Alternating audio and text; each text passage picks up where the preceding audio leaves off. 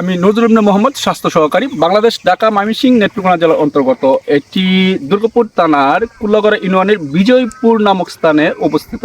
তো এখন আমি অবস্থান করছি বিজয়পুর যে পাহাড় রয়েছে তার একদম বর্ডার ব্রিজ যে এরিয়া, এই এরিয়াতে। তো আপনাদেরকে যদি দেখাই আমি একটি জিনিস, এই যে রাস্তাটা, এই রাস্তাটা বাংলাদেশের মধ্যে দিয়ে ঢুকে ভিতরে চলে গিয়েছে। আর ওই পাশে যদি দেখাই, ওই পাহাড়টা আমার হাতে একদম, হ্যাঁ, মনে হয় 30 সেকেন্ড সময় লাগবে যেতে। ওই পাহাড়টা পড়ছে ইন্ডিয়াতে। তো এখান থেকে এই পর্যন্ত এটা বাংলাদেশ। আবার ওই দিক দিয়ে যদি দেখায়, মাঝখানে রয়েছে একটি নদী, নদীর ওই পারে যে পাহাড়টা, ওই পাহাড়টা পড়ছে ইন্ডিয়াতে।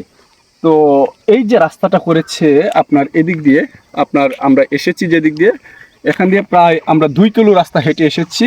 মাঝখানে 2টি চেকপোস্ট পেয়েছি। ওই চেকপোস্টের সাথে আমরা কথা বলে ডে বাই ডে আমরা আগাচ্ছি। তো সামনে এগিয়ে যাব। আর কতটুকু যেতে পারি জানা নেই, আমরা পূর্বে কখনো যাই নাই।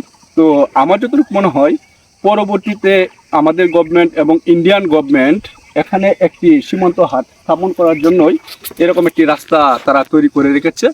তো আমরা আস্তে আস্তে এগোবো এবং আপনাদেরকে নতুন নতুন জিনিস দেখাবো। তো অনেকটা রাস্তা হেঁটে এসেছি, হেঁটে আসার পর একটু ক্লান্ত হয়ে গেছি। এখানে সাধারণত আমাদের বাংলাদেশি যে বিডিআর আছে, তারা টহল দিয়ে থাকে এখানে বসে। তো এক সময় ওই যে ঘরটি দেখতে পাচ্ছেন, এখানে আমাদের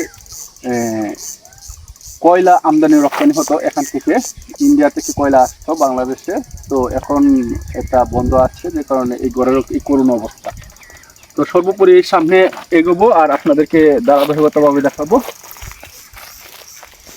তো আপনারা যে দেখতে পাচ্ছেন এখানে, এটা কিন্তু আমাদের সমস্যারই নয়, এটা হচ্ছে মেঘালয়ের পাহাড়ের একটা অংশ বিশেষ আমাদের বাংলাদেশে চলে এসেছে।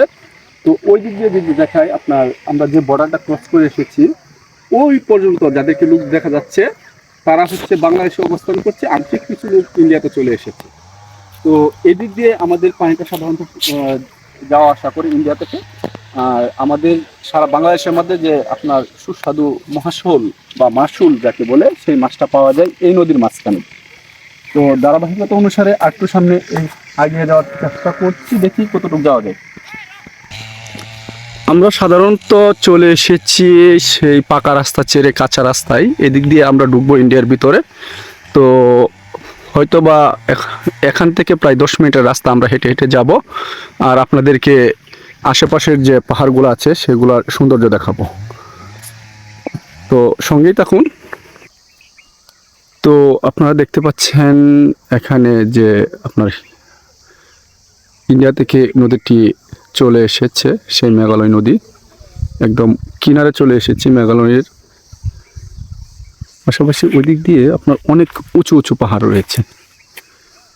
বলেছিলাম যে চলে আসবো একদম বর্ডার ব্রিজ এরিয়াতে। তো বর্ডার ব্রিজ এরিয়াতে চলে এসেছি। এটা হচ্ছে আপনাদের বাগমারা বাজার। তো ওই বাগমারা বাজার, আমার এই পাশে বাংলাদেশ, এই পিচের রাস্তা এখানে শেষ। তো সর্বোপরি যদি বলা যায় যে আমার যে চাচ্চু আছে, উনি আসে নাই, হ্যাঁ, উনি আগে আসে নাই, আজকে ওনাকে নিয়ে আসলাম।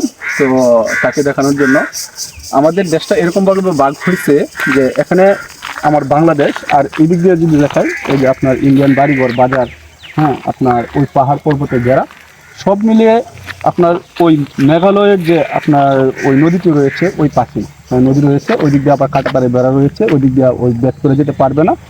সর্বোপরি 2-1 জন মানুষ চলে এসেছে ওই দিক দিয়ে বাইক দিয়ে, তাদের পূর্ব পরিচিত বিধায় তারা আসতে পেরেছে। তো একদম 0 পয়েন্টে এসে আমার যার হাতে ক্যামেরা রয়েছে তার একদম সাহসিকতায় এখানে চলে এসেছি।